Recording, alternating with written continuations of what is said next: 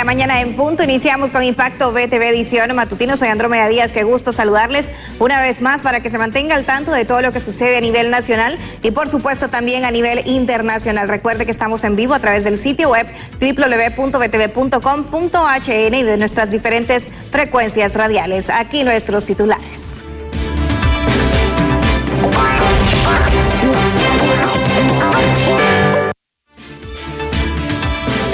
Y le damos a conocer que los parlamentarios están a la espera de la decisión del Partido Nacional con respecto a si apoyarán o no la segunda vuelta electoral en el país. A ningún hondureño, y mucho menos a ningún político, nos conviene tener una ley electoral que permita todos esos vacíos y que entonces nos den como resultado un proceso electoral. Y entre tanto, según el Departamento de Seguridad Nacional de los Estados Unidos, el 5% de todos los hondureños ingresaron de manera ilegal y enviaron 5.8 billones de dólares en remesas en 4 años. También le damos a conocer que las autoridades de la Secretaría de Finanzas informaron que la Caja Única del Estado tiene un embargo que asciende a los más de 4.000 millones de lempiras. Y además en el campo internacional le damos a conocer que una treintena de presos políticos sale de la cárcel en Venezuela.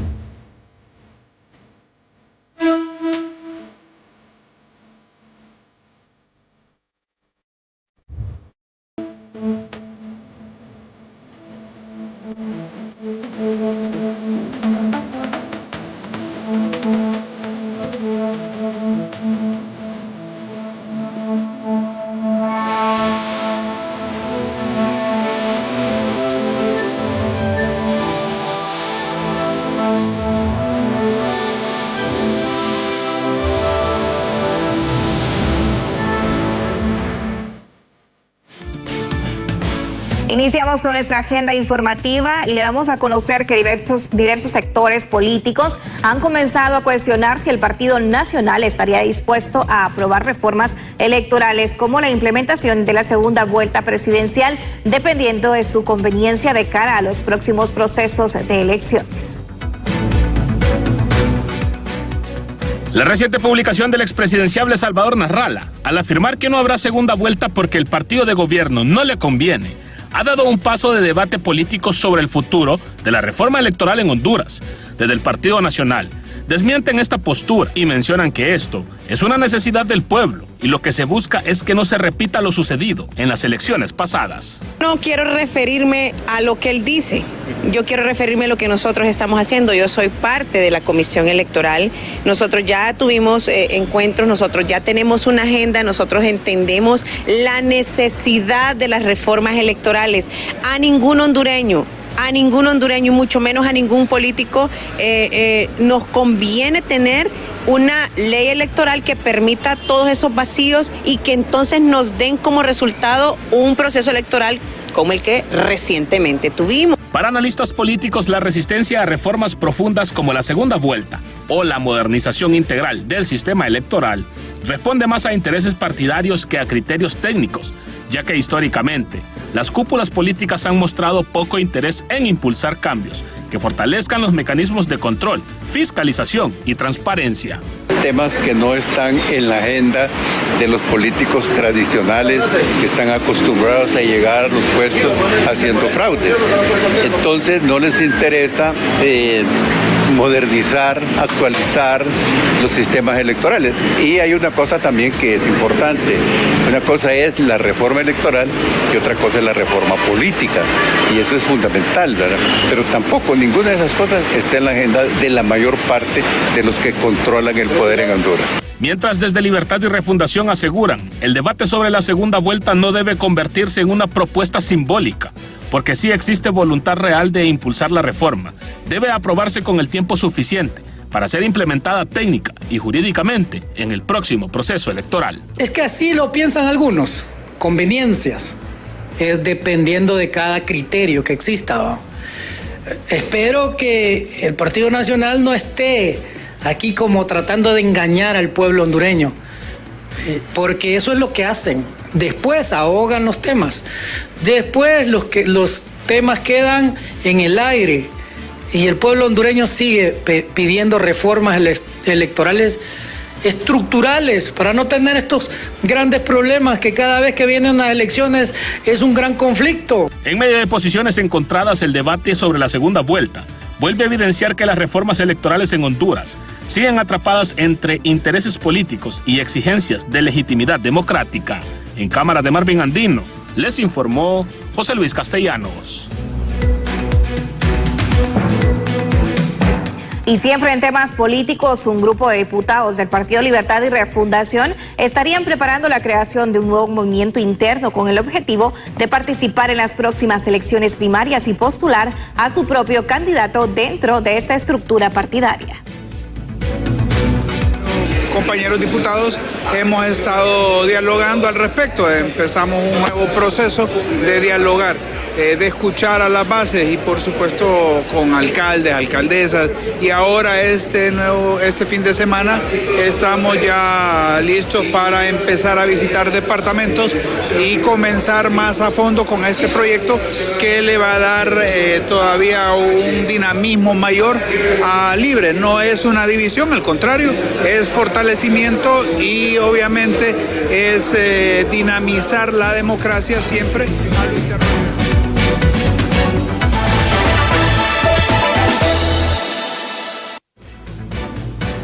Y en temas económicos y migrantes le damos a conocer que el Departamento de Seguridad Nacional de los Estados Unidos reveló que durante 4 años del gobierno de Biden, el 5% de los ilegales fueron hondureños, los que enviaron remesas de $5.8 billones.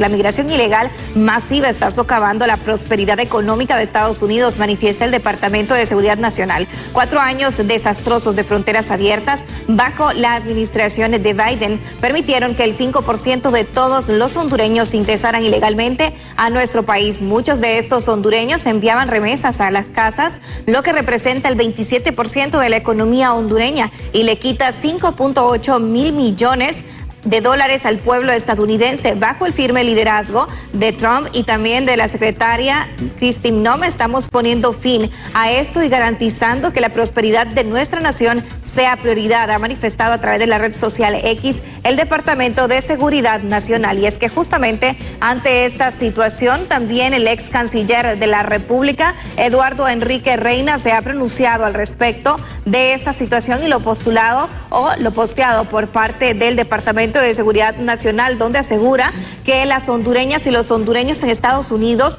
contribuyen a la economía de ambos países. La dignidad y los derechos de los migrantes deben de ser una prioridad nacional en la política exterior, como lo fueron para el gobierno de la presidenta Xiomara Castro. Ahora está por verse que el tema no es ideológico y cuándo importan los migrantes de verdad, si el régimen al régimen impuesto, cuánto aportan los migrantes de verdad al régimen impuesto, asegura Enrique Reina, ex canciller de la República, referente a estas declaraciones por parte del Estado de Seguridad Nacional de los Estados Unidos, quien atribuye a el gobierno de Biden el ingreso del 5% de todos los hondureños durante los 4 años de gobierno del presidente estadounidense. Y siguiendo con más, autoridades de la Secretaría de Finanzas dieron a conocer que la Caja Única del Estado tiene un embargo que asciende a los más de 4,000 millones de lempiras, esto por procedimientos mal realizados al momento de despedir a empleados. Desde la Secretaría de Finanzas se informó que la Caja Única del Estado se encuentra comprometida en más de 4,000 millones de lempiras por despidos mal elaborados en la administración anterior, lo que debilita los recursos del Estado. Embargos que está siendo víctima en este momento el Tesoro del Estado de Honduras. Tenemos ya más de 3,903 millones de lempiras embargados de la Caja Única del Estado por haber hecho malos despidos, malos procedimientos y en algunos casos por la misma aparente colusión que hay entre algunos funcionarios y también algunos abogados. El experto en economía, Julio Raudales, menciona que no es de asombrarse en esta situación, ya que en cada administración de gobierno se repite esta práctica y son cosas con las que debe lidiar el Estado cada 4 años. Antes era la escoba azul o la escoba roja, según fuera el gobierno, y pensando que el erario es la finca de cada uno de ellos cuando llegan al poder. Creo que estas cosas hay que cambiarlas y toca, sin embargo, que el actual gobierno, que el Estado, cumpla con sus obligaciones. El abogado Javier Sandoval es más directo y recomienda dejar las excusas a un lado y cumplir con estos pagos a los ex empleados despedidos. Es una cosa que no es novedosa, que no llama la atención a nadie, que todo el que llega dice el que se fue nos dejó en problemas, nos dejó esto, nos dejó aquello. Pero yo creo que en ese sentido tienen que ser un poquito más creativos, más responsables, más profesionales y enfrentar las cosas. Por su parte, exfuncionarios aseguran que el gobierno anterior trató de mantener la masa salarial, aun cuando la gran mayoría era del Partido Nacional, para no afectar al sector trabajador. Lo primero es que cuando llegamos al gobierno, con la masa salarial completamente del Partido Nacional, lo que se buscó es trabajar con ellos. Algunos de ellos fueron removidos con justa causa y en los casos eventuales de que se hayan removido personas sin justa causa, pues los tribunales les conceden el derecho a la tutela judicial. El secretario de Finanzas también recalcó que muchas entidades estatales y abogados privados presentan cierto grado de colusión para afectar a las entidades del Estado en malos despidos, lo que ha derivado en embargos por malos procedimientos administrativos. Con cámaras de Walter Pérez, les informa César Euseda. Y entre tanto, el presidente del Banco Central de Honduras asegura que las medidas de política económica y también monetaria que está tomando el presidente de la República, Nasri Asbur, están provocando que el riesgo país esté bajando, lo que permite que Honduras envíe un mensaje positivo a los inversionistas extranjeros. Después de la tormenta llega la calma, reza un adagio popular. Y esto ha pasado con Honduras, ya que después de la constante crisis política que se enfrentó durante los anteriores 4 años, con la llegada de la nueva administración, el riesgo país se ha reducido de 2.09 que estaba en el 2025, bajó a 1.94% en enero de este 2026. Claramente es un mensaje contundente al mercado. Nosotros le estamos diciendo al mercado, estamos tomando las acciones correctas. Eso lo pueden ver reflejado en el ENVI. Si ustedes han observado, el riesgo país ha tenido una caída significativa, lo cual es positiva hacia el mercado.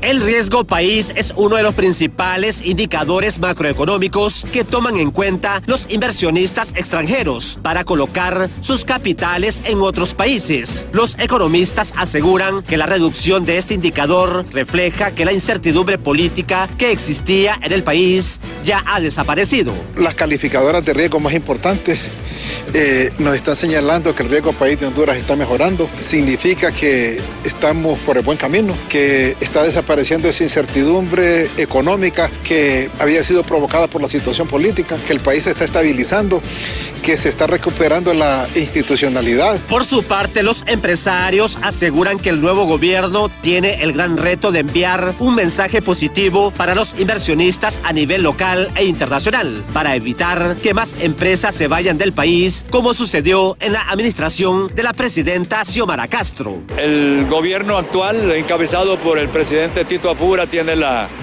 gran responsabilidad de trasladar ante el mundo exterior la confianza en este país que se llama Honduras, porque es lo que habíamos perdido en los últimos años. Recuerde que se nos estaban yendo muchas empresas del norte del país, particularmente de Choloma, Villanueva, Búfalo y otros sectores de por allá por San Pedro Sula, y esto era propio de la incertidumbre vivida en nuestra querida Honduras, propio del debilitamiento de nuestras instituciones. Los miembros del gabinete económico aseguran que las medidas en materia monetaria, cambiaria y económicas que está adoptando el presidente de la República, Nasri Asbur, generan la confianza que necesita el país para que sea atractivo para las inversiones. En cámara, Jesús Sánchez les informó Luis Turón. Y la especulación de precios es el principal factor para que el salario mínimo no le alcance a los trabajadores hondureños para poder cubrir sus necesidades más básicas. Esto aseguran analistas en materia laboral.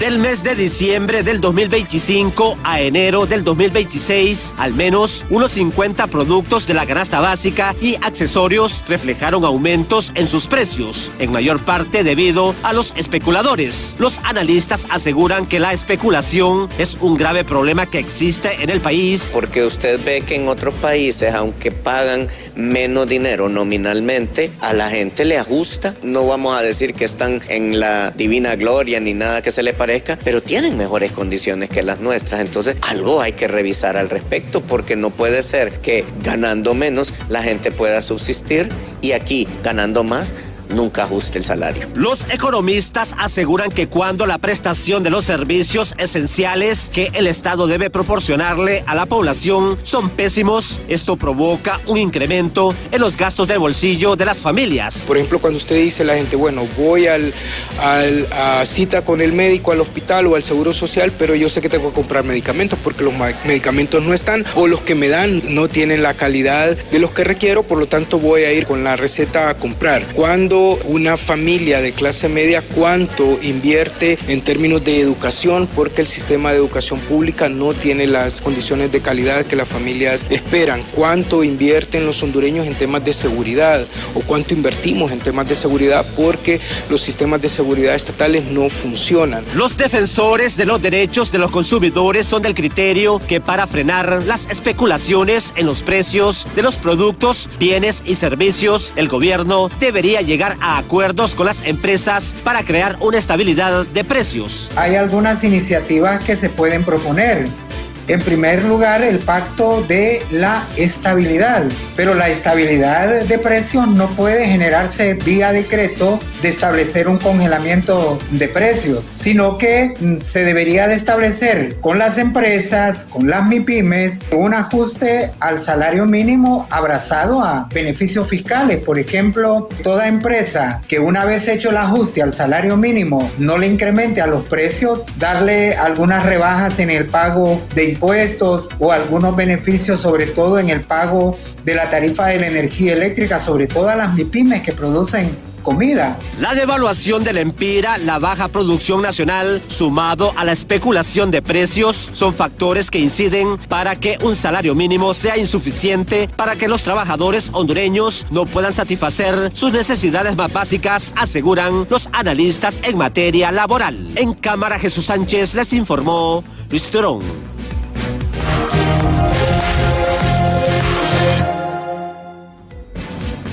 6 de la mañana con 18 minutos. A esta hora nos enlazamos con nuestra compañera Gabriela Plata, y es que justamente un frente frío ha ingresado al país justamente ayer en la mañana, donde se sintió hasta en las horas de la tarde en la capital. Actualmente nos encontramos a 13 grados. Gabriela, ¿cuáles son los cuidados que debemos de tener como población, más que todo a las poblaciones vulnerables y también a las personas que padecen de enfermedades cardiorrespiratorias? Usted nos explica más. Buenos días.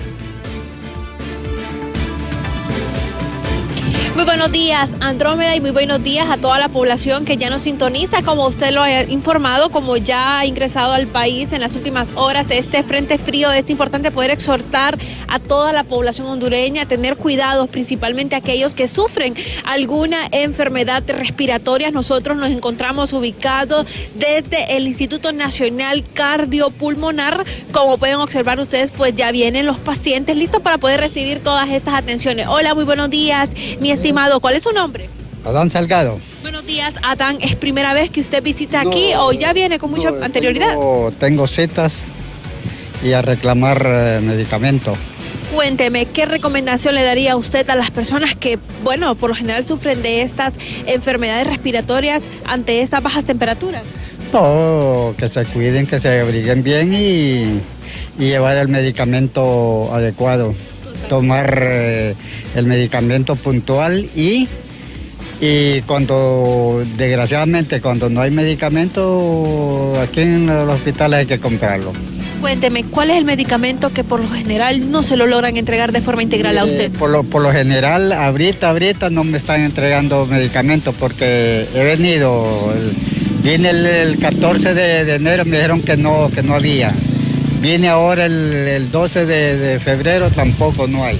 ¿Cuál es el medicamento que usted por lo general consume? Las recetas las tengo allá en la casa, desgraciadamente el nombre es para la... Mire, a mí me operaron tenía unas arterias obstruidas al corazón, tenía inflamado la aorta que le dicen. Y con ese medicamento es que me están tratando. El llamado que usted les hace a las autoridades para poder generar estos medicamentos, tomando en cuenta que muchos de ustedes madrugan desde muy temprano. Tanta publicidad que se dio el Partido Nacional que iba a arreglar esto y siguen lo mismo. Bueno, muchas gracias, le agradecemos. Bueno, compañeros, nosotros nos encontramos en el área de consulta externa donde ya están ingresando cada uno de estos pacientes para poder recibir respectivamente cada una de estas atenciones y vean ustedes, pues este es el ambiente que ya se registra a estas horas tempranas. Hola, muy buenos días, a mi estimada, ¿cuál es su nombre? Marta. Buenos días, Marta, cuénteme cómo ha visto usted las atenciones aquí desde el... Vengo llegando, no me doy cuenta cómo se trata la cosa aquí, pero vengo llegando. ¿Primera vez que usted asiste aquí? Sí. ¿Alguna recomendación que usted le podría hacer a las personas que sufren de enfermedades respiratorias ante estas bajas temperaturas? Pues que este es el lugar propicio para venir. Que se cuiden sobre todo. Sí, y principalmente ahorita este frío que está haciendo es peligroso. Bueno, muchas gracias, le agradecemos. Bueno, compañeros, es la información que nosotros podemos darles a conocer a esta hora de la mañana. Asimismo, también invitamos a la población a que se pueda cuidar, a proteger, a que se mantenga abrigada, porque como lo mencionábamos desde un inicio, estas bajas temperaturas predominarán durante varios días y bueno, es importante poder mantener la salud, principalmente aquellos que sufren estas enfermedades. Si no hay preguntas desde el estudio central, yo retorno con ustedes. Sin ninguna consulta, Gabriela, gracias por esta importante opinión referente a cómo se encuentra la situación en el Hospital El Tórax y por supuesto también acerca de los cuidados ante las bajas temperaturas. Y es que justamente no solo son las temperaturas bajas, sino también los fuertes vientos que se están presentando en nuestro país. Estos mismos han ocasionado que la bandera nacional caiga en la Universidad Nacional Autónoma de Honduras. Desde este sitio se encuentra nuestro compañero Walter Pérez y nos explica más la información. Con usted, Walter, buen día. Buenos días, Andrómeda televidentes. A esta hora de la mañana les muestro imágenes inmediatamente de lo que está ocurriendo justamente enfrente de la máxima casa de estudio en la Plaza de las Banderas. Bueno, los fuertes vientos, como lo menciona usted, Andrómeda, pues han provocado que el pabellón nacional, que normalmente se encuentra instalado en este lugar, pues cayera justamente donde se encuentra en estos momentos. Aquí el llamado a quien corresponda, a las autoridades pertinentes, para que vengan obviamente a solventar lo que está pasando en estos momentos con el pabellón nacional. Recalcamos justamente enfrente de la Universidad Nacional Autónoma de Honduras. Estos son parte de los efectos que están originando los fuertes vientos provocados por este fenómeno que han anunciado en su momento las autoridades de Copeco, este frente frío que ingresó el día de ayer y que obviamente ya hoy lo estamos sintiendo los hondureños y que está provocando algunas acciones negativas, como lo que le estamos mostrando a esta hora de la mañana, a manejar con precaución, ya que también hay unos rótulos de publicitarios que obviamente tienden a caer. Muchos rótulos se encuentran en las diversas calles, avenidas de Tegucigalpa, y obviamente hay muchas personas que transitan tanto a pie como en vehículo, así que hay que tener mucha precaución, ya que los mismos pueden despegarse y obviamente ocasionar algún problema físico a alguna persona. Así que mucha precaución.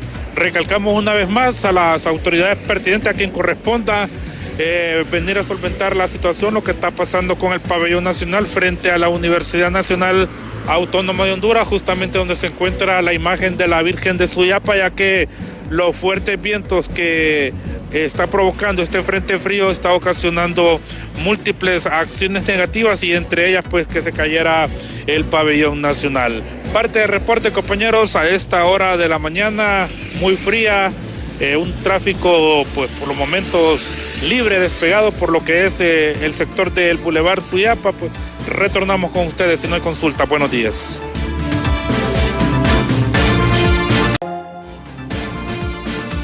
6 de la mañana con 29 minutos. Gracias por continuar informándose con nosotros en Impacto BTV edición matutino. Nos enlazamos hasta la zona norte del país en temas migrantes. Cintia López nos reporta que justamente cerca de 6.400 personas han sido retornadas al país. ¿Cómo se ve este panorama y qué es lo que se espera por parte de protección a los migrantes, a los derechos humanos, por parte de las autoridades para poder integrar a la sociedad y también a la economía a estos hondureños? Cintia, buenos días.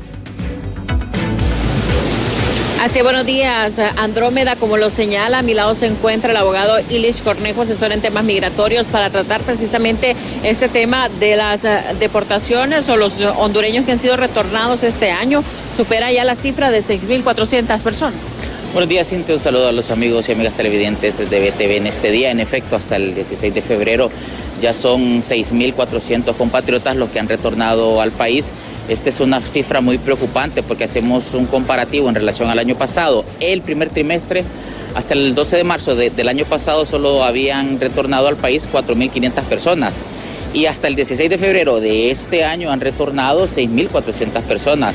Es preocupante porque quiere decir que este primer trimestre lo podemos estar cerrando perfectamente con cifras de alrededor de 7.500 o hasta 8.000 compatriotas retornados. ¿Cuáles son las medidas que debe tomar las autoridades en relación a la protección precisamente de los ciudadanos? Mire, Cintia, este es un tema que debe de ser una prioridad nacional para el presidente Asfura, así como lo es salud, educación, vivienda, etcétera. Ya vimos las políticas antiinmigrantes de los Estados Unidos y el comunicado de ayer de la Casa Blanca es contundente. El 5% de la población hondureña vive en los Estados Unidos. Eso representa el 27% del Producto Interno Bruto del país. Entonces, el mensaje que tiene que mandar el país, en este caso el presidente Asfura, es cómo evitar o cómo hacer para que estos compatriotas se les pueda ayudar. Bueno, lo que están haciendo inicialmente del bono solidario eso está muy bien. Ojalá que también pueda proporcionárseles ayuda psicológica, porque muchos de esos compatriotas tienen viviendo muchos años, 10 años, 15 años, 20 años. Entonces, ese impacto psicológico de la desunión de la familia debe de ser prioridad para el presidente Asfura. Y el tercer punto importante es cómo insertarlos nuevamente en nuestra economía. ¿Cómo puede hacer esto? Bueno, mediante la empresa privada con los empresarios en todo el país, ir detectando el compatriota retornado que viene de los Estados Unidos, cuál fue el trabajo que realizó allá. Puede ser agricultura, ganadería, pesca, hotelería, construcción. Y cuando el compatriota regrese a nuestro país, ubicar en qué municipio, en qué departamento se encuentra esta persona y ver qué empresarios o qué empresa privada tiene, por ejemplo, el rubro de la construcción. ¿Para qué? Para volverlo a insertar en nuestra economía nacional, porque es alarmante las cifras que estamos viendo ya en estos primeros 40 días y va a seguir aumentando. Bueno, muchas personas esperaban que con el cambio de gobierno, como hay cambio de ideología, según lo que se entiende en materia política, la situación migratoria con Estados Unidos iba a cambiar, pero el panorama se ve todo lo contrario. Mire, Cintia, eso fue algo que nos vendieron los políticos. Con usted lo veníamos tocando este tema desde el año pasado, que el presidente Trump en sus primeros 4 años de gobierno, él iba a implementar este sistema, pero como no tenía el Poder Judicial a su favor como lo tiene hoy, no vimos lo que hoy estamos viendo. Hoy que el Poder Judicial es republicano, estamos viendo que la ley antiinmigrante es más fuerte, es dura. Entonces aquí lo que tiene que priorizar el gobierno son esos puntos anteriores, los cuales establecí para preocuparnos ya de cómo tratar al compatriota que regrese a nuestro país. Muchísimas gracias al abogado Ilish Cornejo, asesor en temas migratorios. Ha escuchado usted su análisis y su criterio también en torno a lo que arrojan ya las cifras en los primeros 40 días del 2026, donde ya se supera la cifra de deportados en torno o en comparación al año pasado. El informe desde San Pedro Sula. Vuelvo con ustedes al set principal.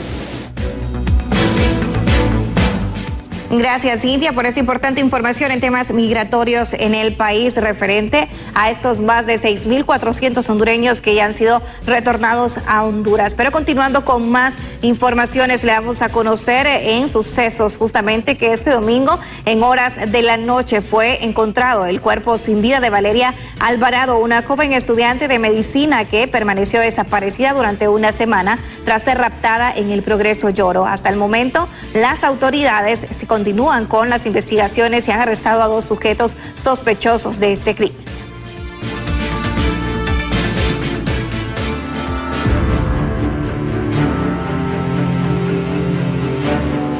Valeria Yolet Alvarado Borjas tenía 20 años y cursaba la carrera de medicina antes de que malvivientes truncaran su vida.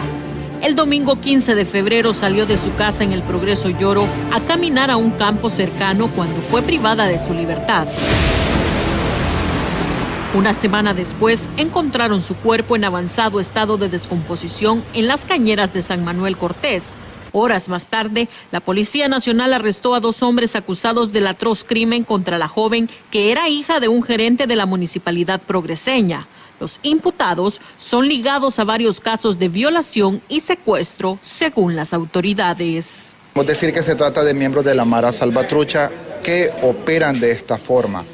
Ellos obtienen un blanco, le hacen seguimiento, le hacen un análisis y cuando encuentran un momento de vulnerabilidad cometen el hecho. De hecho, alias Galván tiene pendientes 3 órdenes de captura por secuestro agravado, violación, robo de vehículo, robo con violencia e intimidación y asociación para delinquir. Ante estos hechos, organizaciones feministas condenan la debilidad en el sistema de búsqueda de mujeres desaparecidas, así como la impunidad que genera más violencia en un año donde la misma corre sin frenos. Responsabilidad del sistema de justicia, hay una responsabilidad de las entidades de seguridad y de los procesos de investigación también. Entonces, es importante decir esto, que sí, muchos de estos delitos realmente se cometen es porque los criminales, los femicidas, se encuentran en la calle. Valeria era una devota creyente cristiana, al igual que sus familiares. En tal sentido, la iglesia en la que se congregaba y otros ministerios emitieron acuerdo de duelo ante la violenta muerte. Entre tanto, la autopsia reveló que la bella jovencita tenía 3 impactos de bala en su cuerpo y fue encontrada con las manos atadas hacia su espalda. La investigación continúa su curso. Con imágenes de Carlos Montes les informó Cintia López.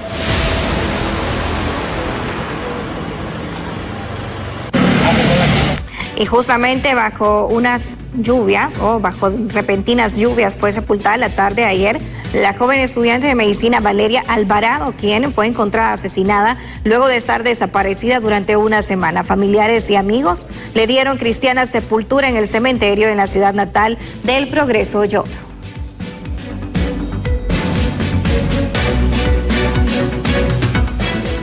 Y siguiendo con más, organizaciones de defensores de los derechos humanos señalaron que la eventual creación de una comisión especial en el Congreso Nacional para acelerar la investigación de casos de femicidios en el país podría quedarse en una medida simbólica si no se acompaña de un fortalecimiento real del Ministerio Público. El Congreso, igual que el resto de la institucionalidad, tiene un camino bastante práctico para hacer la lucha contra la impunidad, particularmente en el caso de los femicidios.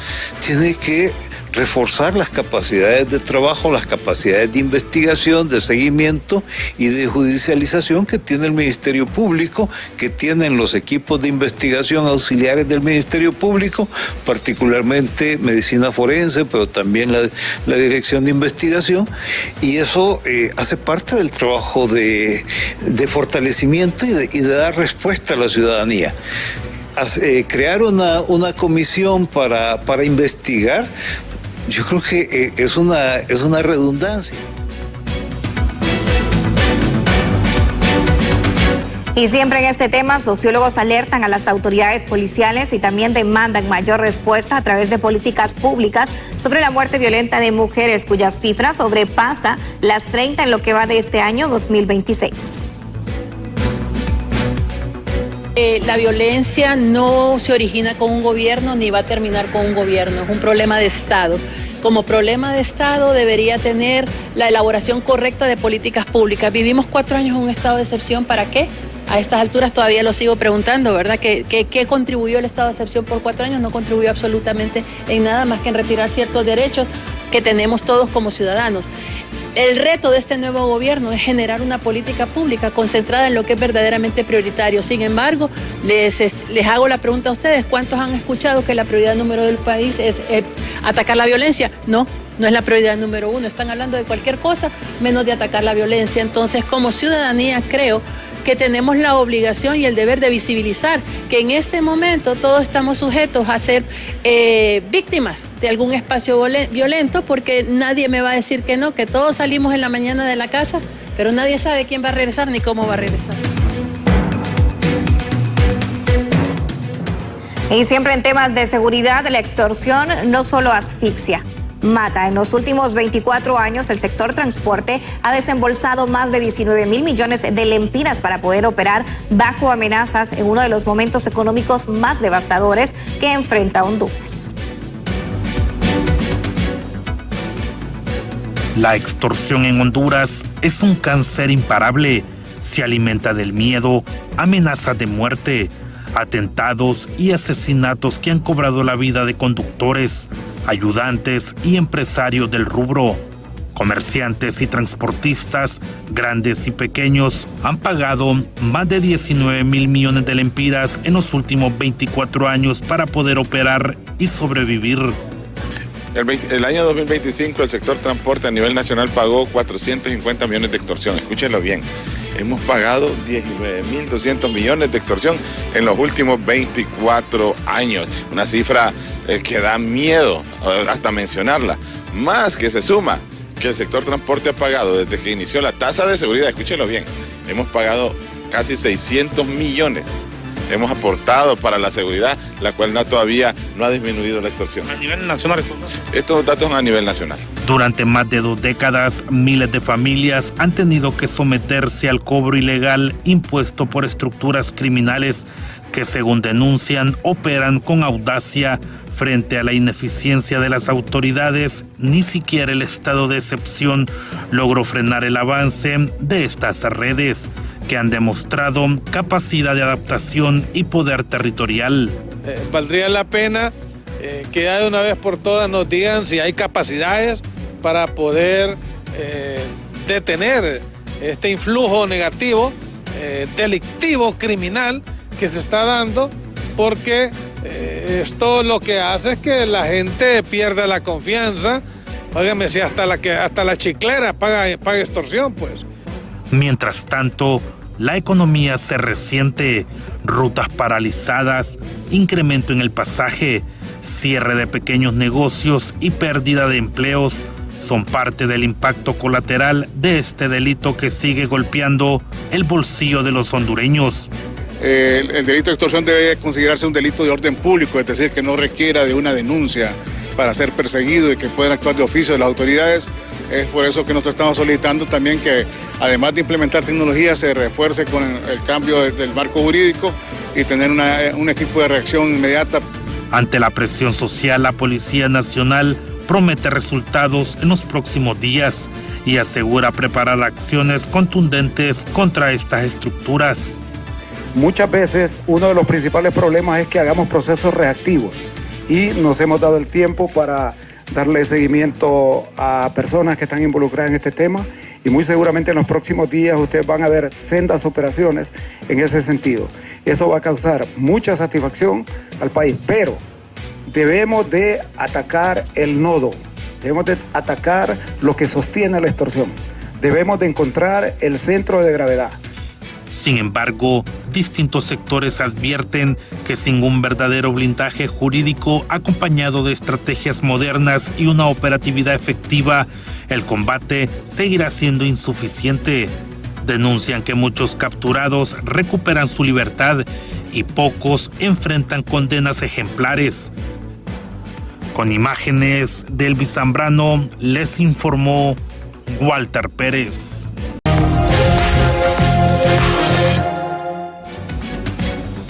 Y hay más informaciones, nos enlazamos hasta la zona norte del país con nuestra compañera Cintia López. Se encuentra al habla con el diputado del Partido Liberal, Alex Berríos, para hablar acerca de la Ley de Reactivación Económica y Desarrollo, que continúa pues también en estas discusiones dentro del Congreso Nacional. ¿Cuál es la perspectiva de este partido político? Con usted, Cintia, buenos días.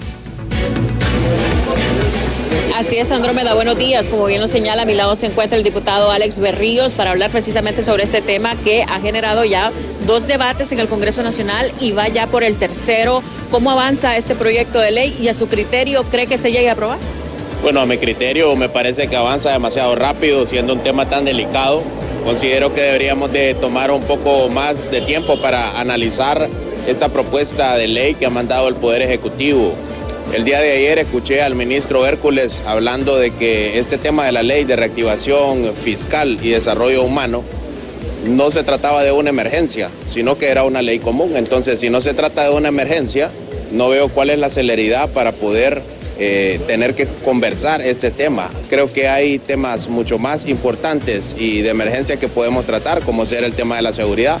Ayer veíamos la lamentable pérdida de una familia en El Progreso, a manos de la criminalidad organizada, y un sinnúmero de temas más que de repente tienen más urgencia por parte del pueblo hondureño que la masificación de despidos, no solamente en la parte central del Poder Ejecutivo, sino también ya se habla de las instituciones descentralizadas y desconcentradas. A su criterio, ¿qué busca en sí esta ley y por qué razón cree usted que va tan acelerada como menciona?